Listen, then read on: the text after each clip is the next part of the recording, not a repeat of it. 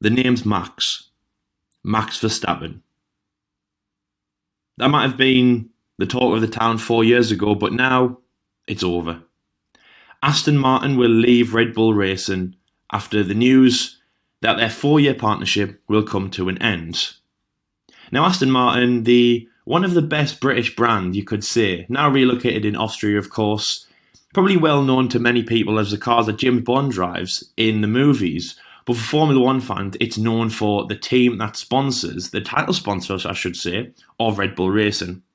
Now, there's been a lot of talks about Aston Martin coming into Formula One as a full engine supplier, especially after the Tag Heuer disaster of 2016. What was Red Bull going to do? Were they going to switch to Aston Martin? And was this going to be cool as I've just said, Aston Martin, a British engine? It would be amazing. But they've stuck with title sponsor for the past 4 years with Aston Martin Red Bull Racing, seeing them through the Renault and now the Honda days, through Max, through the trading places. And I would say it's been pretty successful. But now we're after some different news about those moving teams and, yes, looking for a way into Formula One. It's looking like Red Bull Racing isn't the way forward, and they have split ways. To me, it's a little bit disappointing, really. Aston Martin have come out earlier today saying that the team can confirm that the manufacturer will remain a title partner until the end of the 2020 season with Red Bull.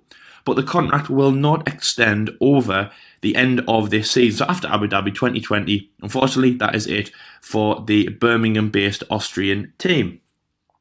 Red Bull Racing have agreed to release Aston Martin from its Formula One exclusivity clause, which in turn has allowed it to generate the necessary investment required to refinance and alternative opportunities within the sport, which, out of all that jargon, means that Aston Martin want to come in as a new team, a new engine supplier, and possibly with another team, but you'll have to wait and find out what that is. Red Bull's advanced technologies will continue to work with Aston Martin in order to deliver the Valkyrie hypercar. Now, what is a Valkyrie hypercar, you may ask? It's this lovely car that me and Jordan both saw when we went to Silverstone. A new car by Aston Martin, which is just, I mean, look at that. Wow. So they're going to develop that and hopefully have a delivery ready for the end of this year. Now, of course, this isn't Formula One. This is just their road and sport cars. Well, I say road, I mean, try and drive that on the M25. I bet the cops would have a good time chasing you in that. But yes, delivery nevertheless. Maybe we'll see it on the Grand Tour or Top Gear or something like that. Red Bull go on to say in their tribute and their thanking of Aston Martin, we thank Aston Martin for their support over the past 4 years, in which time we have achieved 12 wins, 50 podiums, 6 pole positions together. We wish Aston Martin's employees and shareholders all the best for the future, and our focus remains on working together throughout the 2020 season and ending our partnership on a high. I couldn't agree more. And the two drivers that they have, Max Verstappen and Alexander Albon, are the two drivers to do that.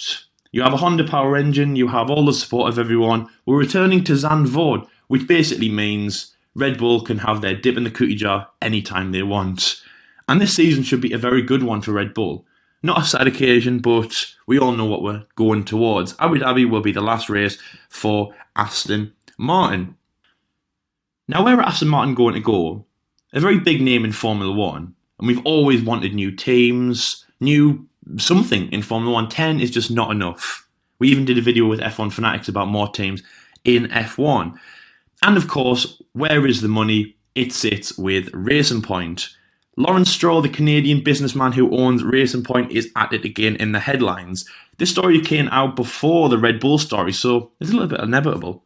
That Racing Point is set to rename as Aston Martin Racing Point in 2021 after its owner Lawrence Stroll has agreed a whopping £182 million deal to buy into the manufacturer.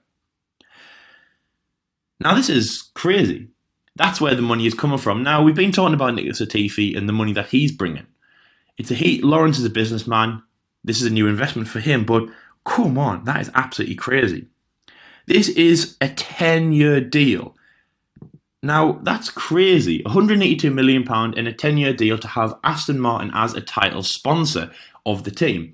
Now, Racing Point, of course, don't really have any major sponsorships coming in. Of course, they have a lot of Mexican backers for Sergio Perez and, of course, Canadian with Lance and Lawrence Stroll, respectively.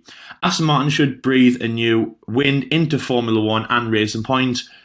It's looking like it's going to be Aston Martin Racing Point, and they will remain with the Mercedes engine for the rest of the seasons that they have with Aston Martin for the 10 years.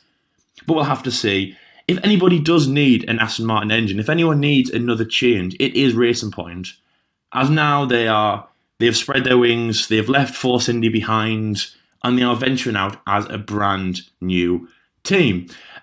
So, my opinion, I don't know. As a Red Bull fan, I'm not very happy to see Aston Martin leave. I mean, what am I going to do with buying all this new kit? I will know that at the end of the season, it will mean nothing. But on the plus side, it does open up the fact that Honda, who are the engine suppliers, can have more of an input in the team. We can look at Honda Red Bull Racing instead of Red Bull Racing Honda. Other teams, other manufacturers can come through. And also Red Bull can get back to the forefront of being their own independent name team. Look at 2015. Infinity had just left. Tag Heuer were just coming on. Renault was still there. And the team was just called Red Bull Racing Renault. Then in 2016, we went to the massive Tag Heuer, which, to be honest, does kind of sound very cool. Tag Heuer is a Formula One team. But anyway, I'm getting ahead of myself. That should be good for Red Bull. A new change, and Racing Point have a new name. Lawrence Stroll has a new investment in Formula One, and Lance Stroll, we're all going to come back as the nickname of chasing the money. No, I'm just joking, Lance. We do like you in Formula One. So that was the big news of today. A bit of a shocker one. And before the two car launches, of course, of Racing Point and Red Bull Racing, Red Bull now confirmed their car launch for the 12th of February, one day after Ferrari, I believe. So it will be interesting to see what they do for their livery, what they put on the car, and how they address the situation, because this will be the first time they will take to the cameras, to the stage, and talk about the deal. So anyway, guys, thank you very much for listening to this news. Leave it in the comment section below about everything that you think about this news. Racing Point's future, is it good, is it bad? And of course, Red Bull's, is it good or is it bad? Do you miss Aston Martin? And the main question is, would you want them to stay in Formula One, but as an engine supplier, not as a title sponsor?